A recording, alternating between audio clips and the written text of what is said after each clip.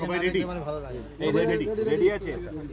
তাহলে রইলো বাকি হচ্ছে অগ্নিমিত্রা পাল, রইলো বাকি হচ্ছে ডায়মন্ড হারবার, রইলো বাকি হচ্ছে তমলুক জাস্টিস গাঙ্গুলি। তাহলে এখানে কিরম খেলা হবে? দেখুন, উত্তরবাংলায় তো খেলাটা হয়নি, একতরফা খেলেছি আমরা, আর ওখানে ওদের খেলা শেষ হয়ে গেছে। ওই ধাক্কাতে এগুলো সব বেরিয়ে যাবে, খেলা পুরো হবে। আমি নিজে দেখেছি সেন্ট্রাল ফোর্স যেভাবে ডিউটি করেছে, নড়তে দেয়নি কাউকে, বুথের মধ্যে একটা ভোট রিগিং করতে দেয়নি। অনেকে বলছেন ভোট কম হয়েছে, কেন হয়েছে তার কারণ ওটাই, ছাপ্পা ভোট পড়েনি। এবারে গুন্ডারা নড়তে পারেনি, বাড়ির থেকে বেরোতে পারেনি, যারা বেরিয়েছিল আমি ধাক্কা মেরে ঢুকিয়ে দিয়েছি। এবারে সাধারণ মানুষ যেভাবে সাহস করে বেরিয়ে এসে গণতন্ত্র রক্ষার জন্য ভোট দিয়েছেন, তাদেরকেও স্যালুট করতে হবে। নির্বাচন কমিশনার খুব সিরিয়াস ছিল, সেন্ট্রাল ফোর্স দেখা দেখি, পুলিশও অ্যাক্টিভ হয়েছে অনেক জায়গায়, কিন্তু তাদের জড়তা কাটতে দেরি লাগবে। এটাই হওয়া উচিত। এত পিসফুল, এত ভালো ভোটিং আমার মনে হয় ইদানিং হয়নি। প্রিয়াঙ্কা টিবরিওয়াল কালকে সন্দেশখালী গেছিলেন, একজন প্রতিবাদী তার সামনে মুখ খুলেছিলেন। তারপর তার মেয়েকে বাড়ি থেকে রাত্রের অন্ধকারে এক দুষ্কৃতী তুলে নিয়ে যাচ্ছিল, মেয়েটি চিৎকার করে, বাড়ির লোক ছুটে আসে, দুষ্কৃতী এলাকা ছাড়া হয়। ওখানকার মহিলারা যে রাত জাগছেন, বাস্তব পরিস্থিতিটা বাইরে থেকে বোঝা যাচ্ছে না কেন রাত জাগছেন।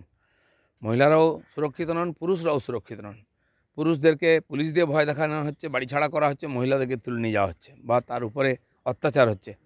তো মাসের পর মাস যেভাবে ওখানকার মহিলারা নেতৃত্ব দিচ্ছেন এবং সেই আন্দোলনকে চালিয়ে যাচ্ছেন, সত্যি মানতে হবে যারা আন্দোলনজীবী আছেন তারা এটা কল্পনাও করতে পারেন। তারা সরকারি পয়সায় বিশেষ কোনো দেশ বিদেশ থেকে উৎসাহিতও করেন, কিন্তু ওইখানকার আদিবাসী উপজাতির মহিলারা যেভাবে লড়াই করছেন সারা ভারতবর্ষ, তারা দুনিয়ার সামনে তারা উদাহরণ রেখেছেন, তাদেরকে আমি প্রণাম করি।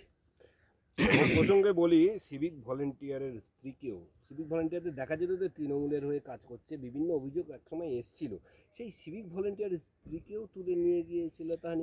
সব সিভিক ভলেন্টিয়ার তো আর টিএমসির নয়, তারা চাকরি পেয়েছেন। 1.5 লক্ষের বেশি সিভিক ভলেন্টিয়ার, তাতে অন্য মতের লোক আছেন, তারা অন্য মতাবলম্বী বা পলিটিক্যাল পার্টির সাপোর্টারও হতে পারেন।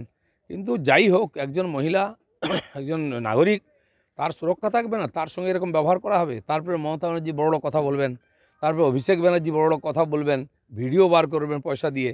এগুলো কি লোক বুঝতে পারছে না? সব পরিষ্কার হয়ে যাবে ইলেকশন থেকে, রেজাল্ট সব, আর তার উত্তর পেয়ে যাবেন। বনগাঁ, গাইঘাটা এইসব জায়গায় ভোটের আগেই গতকাল সিএ এর ভিত্তিতে প্রথম নাগরিকত্ব দেওয়া শুরু করে দিল কেন্দ্র। দিল্লিতে 14 জন বসবাসকারী, তাদেরকে শংসাপত্র কালকে দিয়ে দেওয়া হলো। এটা কি ভোটের চাল? দেখুন, সরকার কথা দিয়েছে, সরকার কাজ করেছে। সরকারি প্রশাসনের কাজ চলতেই থাকে সারা বছর, ভোট দেখে হয় না।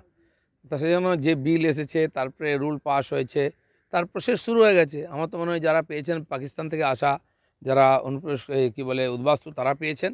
এবার বাংলাদেশ থেকে আরম্ভ করে আফগানিস্তান, সব জায়গার যারা উদ্বাস্তু তারা পাবেন। আর এই প্রসেস চলতে থাকবে। যারা আওয়াজ দিয়েছিলেন চলতে দেবো না, করতে দেবেন না, তাদেরকে দাঁড়িয়ে দাঁড়িয়ে দেখতে হবে। আজকে শুভেন্দুর গড়ে মুখ্যমন্ত্রী যাচ্ছেন, নিশ্চয়ই একটা সবার নজর রয়েছে, তো কি বলতে পারেন বলে? হ্যাঁ, জঙ্গলমহল গেছিলেন, বর্ধমানেও 18 দিন ছিলেন, তারপরে বুঝে গেছেন রেজাল্ট কী হবে। এখন খালি সময় কাটাচ্ছেন, কথাবার্তার আওয়াজ পাল্টে গেছে, সুর পাল্টে গেছে। আমি যেটা বলেছিলাম যে প্রথম নির্বাচন কমিশন, সেন্ট্রাল ফোর্স, শেষে ইভিএমকে দোষ দেওয়া হবে, দেখুন সেখানেই ঘুরে ফিরে গাড়ি চলে এসে, এর বাইরে কিছু করতে পারবেন না, দাঁড় করিয়ে হারাবো আমরা। পূর্বাঞ্চলে বিজেপি হাফ, দক্ষিণ ভারতে বিজেপি সাফ।